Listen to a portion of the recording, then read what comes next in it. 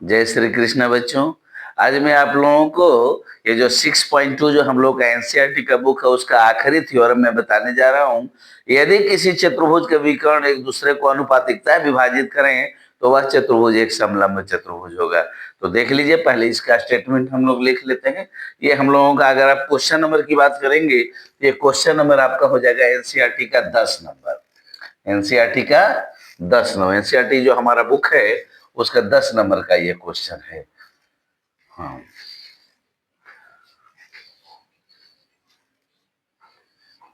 यदि किसी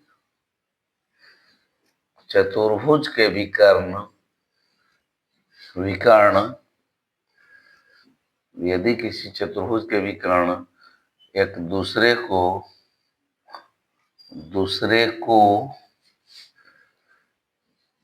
अनुपातिकतः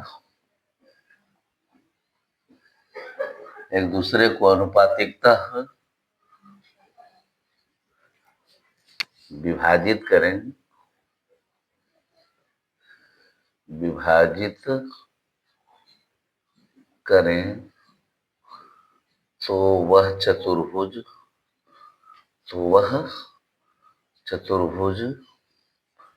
एक समलंब चतुर्भुज होगा। तो इसके लिए देखिए, पहले हम लोग एक चतुर्भुज बना लेते हैं।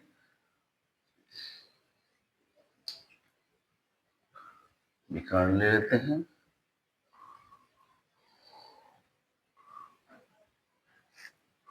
A B C D P O. तो अब हम लोग चलेंगे बच्चों मुख्य प्रतिज्ञा से। मुख्य प्रतिज्ञा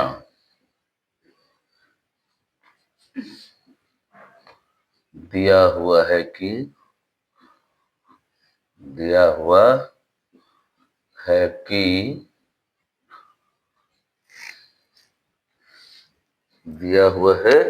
कि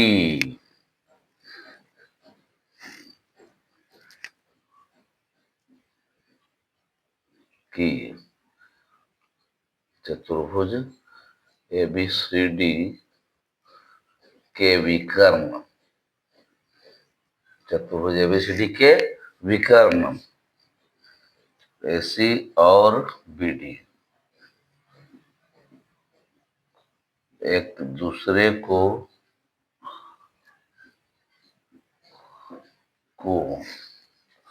ओ बिंदु पर इस प्रकार विभाजित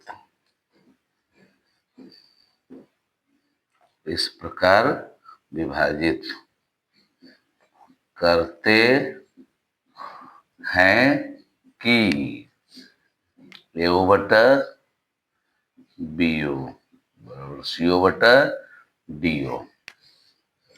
नीचे लिखिएगा, साबित करना है।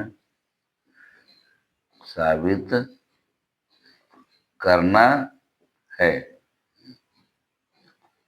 चतुर्भुज एबीसीडी एक समलंब चतुर्भुज होगा। यही हम लोग को साबित करना है बच्चों। चतुर्भुज एबीसीडी एक समलंब चतुर्भुज होगा।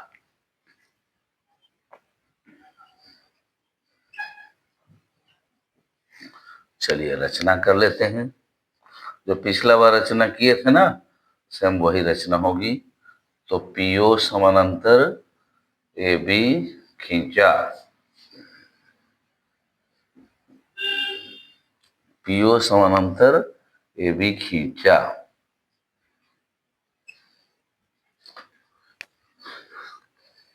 तो हम लोग यहां से सीखेंगे बच्चों प्रमाण।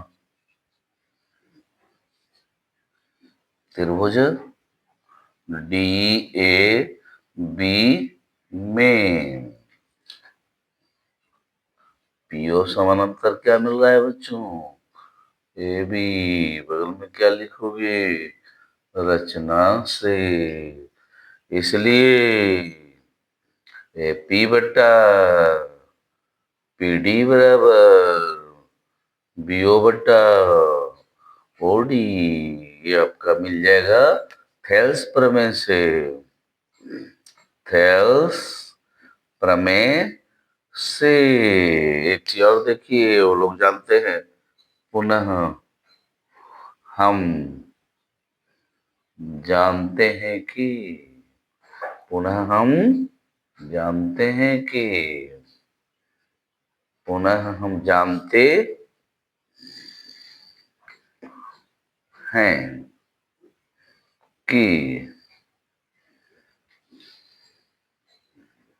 एओ बटा बीओ बराबर सीओ बटा डीओ, इसलिए एओ बटा सीओ बराबर बीओ बटा डीओ। कोई पूछेगा तो क्या लिखेगा बच्चों? एकांतरानुपात से।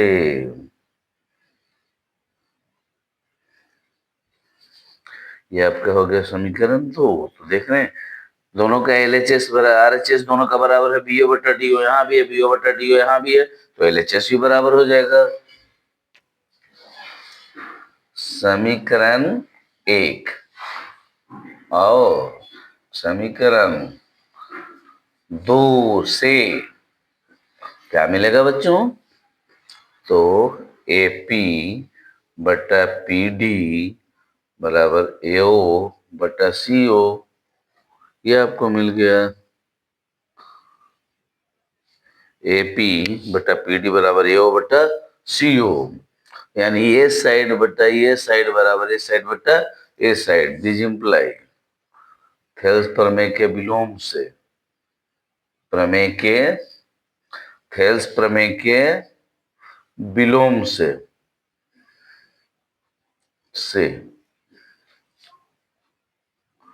पीओ समानांतर क्या मिल गया? डीसी। इसको आप मान लोगे समीकरण 3। पुनः आप लिख सकते हो ए बी समानांतर पीओ समानांतर डीसी। इसलिए ए बी समानांतर डीसी, अतः चतुर्भुज ABCD एक समलंब चतुर्भुज है। बगल में क्या लिख देंगे बच्चों? प्रूव्ड।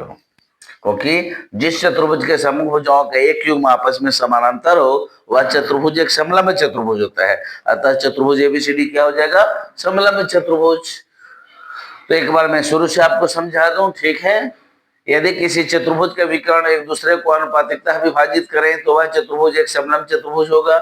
इसके लिए मैंने एक चतुर्भुज बना लिया जिसके विकर्ण AC और BD एक दूसरे को बिंदु पर कट कर रहे हैं, जिसको हमने मुख्य प्रतिज्ञा में लिख लिया है। दिया हुआ है कि चतुर्भुज ABCD के विकर्ण AC और BD एक दूसरे को बिंदु पर इस प्रकार विभाजित करते हैं कि AO बटा CO बराबर BO बटा DO। साबित करना है चतुर्भुज ABCD एक समलंब चतुर्भुज होगा। रचना PO समानांतर AB खींचा। प्रमाण त्रिभुज DAB में PO समानांतर AB रचना से, इसलिए P बटा PD बराबर BO बटा DO थेल्स प्रमेय से होगा। पुनः हम जानते हैं AO बटा BO बराबर CO बटा DO, तो एक अंतरानुपात से AO बटा CO बराबर BO बटा DO, आपको इसका स्थान बदल जाएगा। अब देखिए समीकरण 1 और समीकरण 2 से अगर आप चलते हैं, समीकरण 1 और समीकरण 2 से, तो मिलेगा AP बटा PD बराबर AO बटा CO। थेल्स प्रमेय के विलोम से आप कह सकते हैं PO समानांतर DC। पीओ जो है वो डीसी के समानांतर होगा। अब पहले से मालूम था आपको पीओ समानांतर एबी, अतः एबी समानांतर पीओ समानांतर डीसी मिल जाएगा। और इसलिए एबी समानांतर आपको डीसी होगा, अतः चतुर्भुज एबीसीडी एक समलंब चतुर्भुज होगा। तो बच्चों सबसे पहले इस थ्योरम को अच्छी तरह से लिखना है, एक दो बार प्रैक्टिस करना है, और अगर एग्जाम में आ जाए तो निश्चित रूप से बनाना है, क्योंकि ये सवाल अगर आएगा भी तो 5 नंबर का आएगा। आपका एनसीईआरटी का 6.2 का क्वेश्चन नंबर 10 है, और कई बार हमने देखा है इसको एग्जाम में आते हुए भी। इसलिए आप इस थ्योरम को अच्छी तरह से लिख करके पहले तो स्क्रीनशॉट ले लें, लिख लें, और फिर इसको सीख लें।